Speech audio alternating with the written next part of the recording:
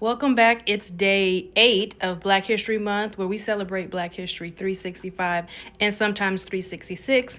All right, we're still in Africa, West Africa, but unfortunately now we're getting into the whole, slavery, which is just a small part of our history. And I want to discuss something that may not be well known, and that is the slave castles. So before the slaves were shipped off into the transatlantic slave trade, a lot of them were housed in what's known as slave castles. And this one right here is Elmina. I actually visited this 20 years ago. Oh my gosh.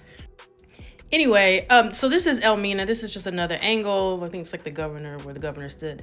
This is Elmina Slave Castle. It was built in like 1482 by the Portuguese. Originally just a port of trade where they traded things from gold, cowrie shells, etc. And then they realized, oh, I can sell people. Let me go ahead and do that. So the Africans that were captured were taken from the inland, kind of like what you see here.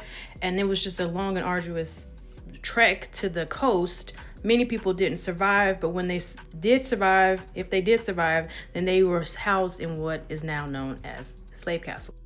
Now, while in the slave castles, they were essentially in prison. Like these are some of the bars. These are the pictures that I actually took when I was there from inside of the castle. So they were sold for cowrie shells or whatever while still on the coast of Africa. And then they were eventually, like I said, shipped off to the transatlantic slave trade.